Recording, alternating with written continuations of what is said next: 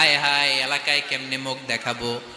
লজ্জায় পড়ে মারিয়াম আলাইহিস সালাম এলাকা থেকে চলে গেলেন। কি অবাক করে কাণ্ড, বাচ্চা ভূমিষ্ঠ হওয়ার জন্য, বড় হওয়ার জন্য 6 মাস 7 মাস লাগে নাই, পেটে বাচ্চা আসার সাথে সাথে বাচ্চাটারে বড় করে দিয়েছে কে?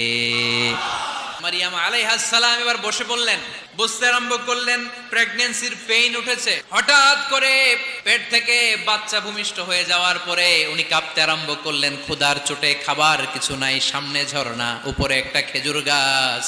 সাইয়েদনা ঈসা আলাইহিস সালামকে কোলে নিয়ে মারিয়াম আলাইহিস সালাম মনে মনে ভাবে, হায় রে, কেউ যদি একটু খেজুর পেড়ে দিত, এই ক্ষুধার মুহূর্তে আমি খেজুর খেয়ে পেটের ক্ষুধা নিবারণ করতাম। রব্বুল আলামিন মারিয়ামকে উদ্দেশ্য করে আয়াত নাজিল করে দিলেন, হুজ্জি ইলাইকি বিজিযআইন নাখলা।